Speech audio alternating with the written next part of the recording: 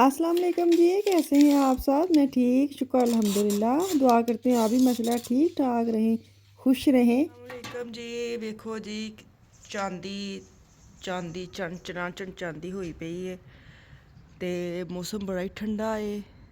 ਅੱਜ ਤੇ ਨਹੀਂ ਬਰਫ਼ ਪੈਣੀ ਲੱਗਦਾ ਹੈ। ਸੂਰਜ ਜਿੰਨਾ ਰੋਸ਼ਨ ਹੋਇਆ ਹੈ ਨਾ ਤੇ ਪਲੱਸ ਹੋ ਜੇ ਨਾ ਤੇ ਫਟਾਫਟ ਬਰਫ਼ ਖੁਰ ਸਕਦੀ ਹੈ।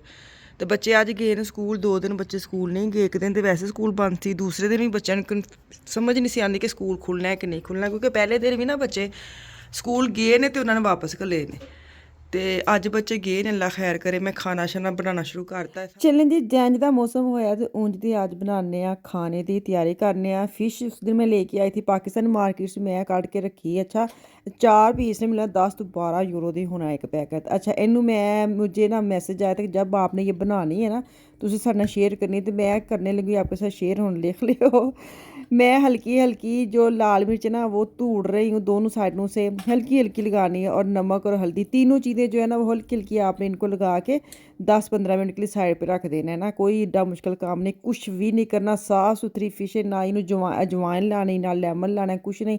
ਧੋ ਧਾ ਕੇ ਬਸ ਸੁਕਾਉਣੀ ਹੈ। ਬਾਅਦ 'ਚ ਤੁਸੀਂ ਇੰਝ ਹਲਕੀ ਹਲਕੀ ਨਮਕ ਮਿਰਚ ਹਲਦੀ ਲਗਾ ਕੇ ਇਹਨੂੰ ਹੱਥਾਂ ਨਾਲ ਤੁਸੀਂ ਨਾ ਚੰਗੀ ਤਰ੍ਹਾਂ ਫਿਸ਼ ਨੂੰ ਪੋਲਾ ਪੋਲਾ ਮਸਾਜ ਕਰਦੇ ਹੋ ਤਾਂ ਕਿ ਫਿਸ਼ ਬੜੀ ਨਰਮ ਨਾਜ਼ੁਕ ਹੈ ਨਾ, ਇਹਨੂੰ ਜ਼ਰੂਰ ਸਖਤ ਹੱਥ ਨਹੀਂ ਲਾ ਸਕਦੇ ਨਾ। ਤੇ ਇਹਨੂੰ ਤੁਸੀਂ ਰੱਖ ਦੇਣਾ। बाद ਤੁਸੀਂ फ्राई पैन में ऑयल डालना है। मैंने आज बनाई थी 7 कड़ी ना, तो मैंने पकोड़े बनाए थे। पकोड़ों वाला जो ना ऑयल उसमें मैंने फिश जो है फ्राई कर ली है।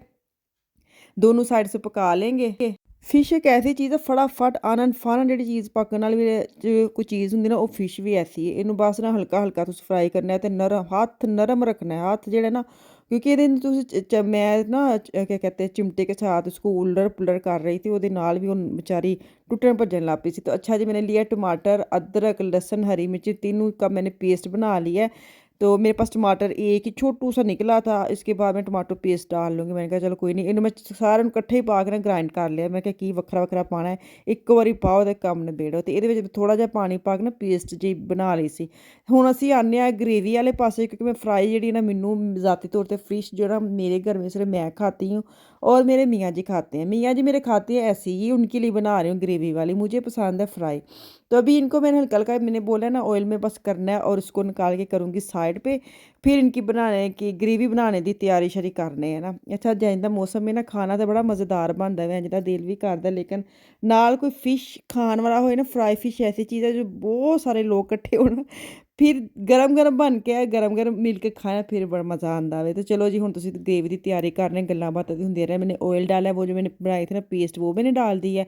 और मैंने ब्राउन प्याज छोटी सी मुट्ठी लेनी है, वो मैंने डाल दी है। प्याज क्योंकि मैंने अलग से अगर मैं चॉप करके डालती ना तो मुझे फिर वो डायरेक्ट मैं ग्राइंड नहीं कर सकती, मुझे स्मेल आती है। तो मुझे बेहतर ऑप्शन यही लगता है कि मैं थोड़े से वो डाल लूँ। और पानी पानी मैंने डाल दिया है और इसको पकने के लिए रख दूँगी, ताकि जो ब्राउन प्याज डालते हैं ना उसके लिए पानी बड़ा ज़रूरी, नहीं तो वो चीज़ नीचे लगने लग जाता है सालन ना, मतलब उसका मसाला जो होता है। ਇਹਦੇ ਵਿੱਚ ਵੀ ਤੁਸੀਂ नॉर्मल अपने घर के मसाले पाने ने। टमाटो पेस्ट थोड़ी जी पावें क्योंकि टमाटर मेरे पास था नहीं, तो मैंने इसके लिए नॉर्मल, इसका जायका थोड़ा तेज़ आता है। अगर टमाटर है तो टमाटर बेस्ट है, टमाटर डाला है। अगर टमाटर नहीं भी है तो दही डाल लें। तो मैंने टमाटर डाला है ना। तो इसके अंदर मैंने लाल मिर्च जाएगी, हल्दी जाएगी, नमक जाएगी और खुश्क, और जो खुश्क कह रही हूँ, मैंने इसके अंदर डाला है कड़ी पाउडर ना, वो डाला है। तो वो आप डाल के इसका मसाला बना लें, घर के मसाले। कोई मैंने मछली फ़िश मसाला, फ़राला मसाला, टमकाना मसाला मैंने कुछ ऐड नहीं करा, मैंने सिर्फ घर के मसाले डाले। साथ अब जाएगी हाफ़ छोटी चम्मच कश्मीरी लाल मिर्च। इसका आपको पता है कौड़ी छोड़ी नहीं होती, बस इसका रेड जो कलर आना ना वो ग्रेवी में वो बड़ा खूबसूरत लगता है। हसीन करने के लिए आपने कश्मीरी मिर्च यूज़ करनी। अभी साथ साथ पानी का छट्टा लगाते रहना ताकि मसाला थोड़ा चंगी तरह भुज जाए। जैसे तो लगे कि मसाले का जो ऑयल है वो निकल के साइडों पे चला गया, उसने अपनी जगह छोड़ दी है, फिर आप समझे कि मसाला आपका रेडी हो गया। ये देखिए जी, फ़िश मैंने फ़िश कह रही हूँ कड़ी बनाई है। आज मेरे बेटे के ने आरबाइट है, लुकमान की एक पेपर दिया है और एक आज उसकी आरबाइट है। और उसकी खुशी के लिए मैंने कड़ी बनाई है, ताकि जब फ़ोन करके मुझे बताता है ना कि मेरी हो गई अच्छी आरबाइट, और जब मैं उसको ऐसी चीज़ उसकी मर्ज़ी की बताती हूँ ना, क्योंकि उसका दूसरा सवाल ये होता है क्या बनाया है, तो वो खुश हो जाता है। तो मैंने आज उसके लिए स्पेशल कड़ी बनाई है, क्योंकि आज उसकी आरबाइट थी। तो अल्लाह ताला खैर रखे जी, 2 रह गई हैं। तो बच्चे की आरबाइट या बच्चे के टेस्ट होते हैं ना, सच्ची बात है मेरी जान पे होता है कि बस ये निकल जाए। जितना बेचारा 24 घंटे पढ़ता है पढ़ता है पढ़ता है, सही बच्चा मजनू बन जाता है। तो बस ये खैर से 2 रह गई हैं और 2 और होनी है, तो फिर 2 मतलब होगी, 2 रह गई हैं। ਤੇ ਬਸ ਦੁਆ ਕਰਿਓ ਖੈਰ ਖਰੀਦ ਨਾਲ ਅੱਛੇ ਨੰਬਰ ਲੈ ਕੇ ਆਵੇ। ਤੇ ਚਲੋ ਜੀ, ਮੈਂ ਪਾਣੀ ਜਿੰਨਾ ਕਿ ਮੈਨੂੰ ਗ੍ਰੇਵੀ ਚਾਹੀਦੀ ਸੀ ਮੈਂ ਪਾਣੀ ਮਸਾਲਾ ਭੁੰਨ ਕੇ ਪਾ ਕੇ ਫਿਰ ਫਿਸ਼ ਜਿਹੜੀ ਸੀ ਨਾ ਉਹਨੂੰ ਬਸ ਪੋਲਾ ਫੜ ਕੇ ਬਸ ਵਿੱਚ ਰੱਖਣਾ ਹੀ ਸੀ ਤੇ ਢੱਕਣ ਦੇ ਦਿੱਤਾ। ਬਾਕੀ ਮੇਰੇ ਕੋਲ ਨਾ ਸੁੱਖਾ ਧਨੀਆ ਤੇ ਇਹਦਾ ਪਾਊਡਰ ਨਹੀਂ ਸੀਗਾ, ਉਹਨੂੰ ਮੈਂ ਨਾਰਮਲ ਤੇ ਰੋਸਟ ਕਰ ਲਵੋ ਤੁਸੀਂ, ਤੇ ਮੈਂ ਇਹਨੂੰ ਫਟਾਫਟ ਕਰ ਲਿਆ ਥੋੜ੍ਹਾ ਜਿਹਾ ਜ਼ਿਆਦਾ ਮੈਂ ਇਸ ਲਈ ਪੀਸਿਆ ਨਹੀਂ ਕਿਉਂਕਿ ਮੈਂ ਦੁਬਾਰਾ ਮਸਾਲੇ ਤਿਆਰ ਕਰਨੇ ਤੇ ਮੈਂ ਥੋੜ੍ਹਾ ਜਿਹਾ ਪੀ ਲਿਆ ਤਾਂ ਕਿ ਇਹਦੇ ਉੱਤੇ ਥੋੜਾ ਛੱਟਾ ਛੁੱਟਾ ਲਾਉਣ ਲਈ मैं तैयार कर लवां ना। बस अपने हिसाब से आप इसको मसाले के ऊपर लगा लें। इसके बाद तुसी सुट्टो हरा धनिया और ताड़ी फ़िश क्या मज़े की फ़िश बनी है। बेशक मैं नहीं ना खाती लेकिन इसकी ग्रेवी मुझे बड़ी मज़े की लगती है, वो मैंने खाई अपने मियाँ के साथ, इनको बड़ी अच्छी लगी फ़िश ना। उनको पता नहीं था कि उनकी लिए मैंने आज स्पेशल खाना बनाया। मैं अपने बंदे को खुश करता है, अपने बच्चे को खुश करता है, बाकी जो 3 बच्चे हैं ना वो उनका देखूँगी क्या करना है। तो चले जी आग कर दी बंद। ਹੁਣ ਅਸੀਂ ਇਹਦੇ ਧਨੀਆ ਰੱਖਨੇ ਆ, ਇਹਦੇ ਉੱਤੇ ਪਾਣੇ ਪੂਣੇ। ਇਸ ਤੋਂ ਬਾਅਦ ਅਸੀਂ ਜਾਣਾ ਵੇ, ਮੈਂ ਬਲਕਿ ਇਹਨਾਂ ਦੇ ਨਾਲ ਜਾਣਾ ਨਾਲ, ਬਿਲਕੁਲ ਮੇਰਾ ਮਾइंड ਜ਼ੀਰੋ ਵੀ ਨਹੀਂ ਸੀ ਕਰਦਾ ਕਿ मैं जावा ਇਹਨਾਂ ਦੇ ਨਾਲ, लेकिन मजबूरी का अगर मैं ना जाऊँगी तो इन्होंने 2-3 घंटे इनको वर्कशॉप में रुकना पड़ेगा। आज इनकी गाड़ी के ना ऑयल वैक्सल और ये वो जो होता है ना ऑयल चेंज करना गाड़ी का, कोई इंस्पेक्शन टाइप करनी है, तो वो उसके लिए मुझे साथ लेके जा रहे हैं कि मेरे साथ आ जाओ। हाँ चल आ जाओ। हाँ बहुत ठंडे बाहर ध्यान ना निकलियो, ਧਿਆਨ ਨਾਲ ਨਿਕਲਣ ਲੱਗੇ ਕਿ ਮੈਂ ਹੁਣ ਕੀ ਕਰਾਂ, ਐਨਕ ਲਾ ਕੇ ਨਿਕਲਾਂ, ਧਿਆਨ ਨਾਲ ਨਿਕਲਾਂ। ਤੇ ਅੱਜ ਫਿਰ ਜੀ ਮੈਨੂੰ ਲੈ ਕੇ ਚੱਲੇ ਨੇ ਡਰਾਈਵਰੀ ਦੇ ਤੌਰ ਤੇ, ਮੇਰੇ ਆਪਣੇ ਇੰਨੇ ਕੰਮ ਨੇ। ਹਾਂਜੀ ਚਾਬੀ ਮੇਰੇ ਕੋਲ ਆ ਜਾਓ। ਇੱਧਰ ਹੀ ਗੱਡੀ ਇਸ ਪਾਸੇ ਜਾਣਾ ਹੈ।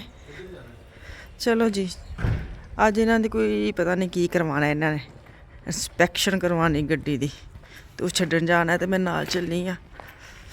अल्लाह खैर करे, सूरज दे कोल जाके मज़ा तो बड़ा आंदा है। मेरे लगदा प्लस हो गई जी बर्फ़ है, इंज हो गई नरम नरम कि नहीं? अच्छा, लेकिन उन्नी नहीं जम्मी जिन्नी शीशा बर्फ़ हो जानी है तो ऐ हो जाना है। धुप्प निकली है, कैसा लामिया दे काम नहीं है कि चलो चलो चलो। हाए ठंड, मैं तो अज निकली आवां तो वैसे भी एक सर्दी लगती।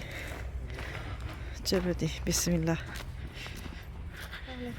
गड्डी बाहर कड्डो फिर मैं बहनी आवां जी। सूरज वेखो, सूरज नज़र आंदा कित्थे सूरज आया, मैनू आप नहीं लभण, मैं तुहानू की बहाना है। ओए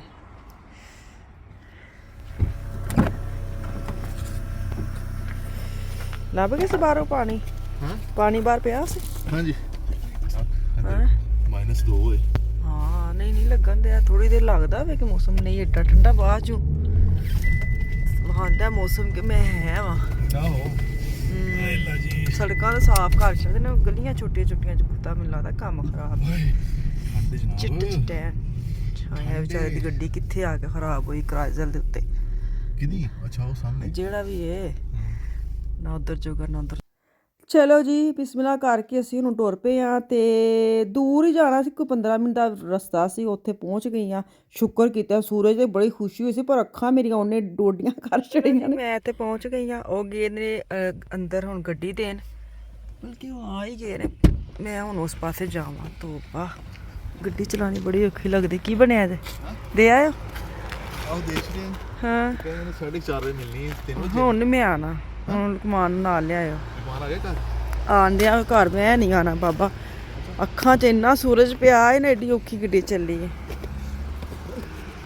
ਫਿਸ਼ ਮੈਂ ਬਣਾਈ ਸੀ, ਹੁਣ ਘਰ ਆ ਕੇ ਖਾਣਾ ਖਾਣੇ ਆ ਤੇ ਇੱਥੇ ਮੈਨੂੰ ਦਵੋ ਇਜਾਜ਼ਤ, ਵਾਪਸ ਆਉਂਗੀ ਕੱਲ। ਅੱਲਾ ਹਾਫਿਜ਼।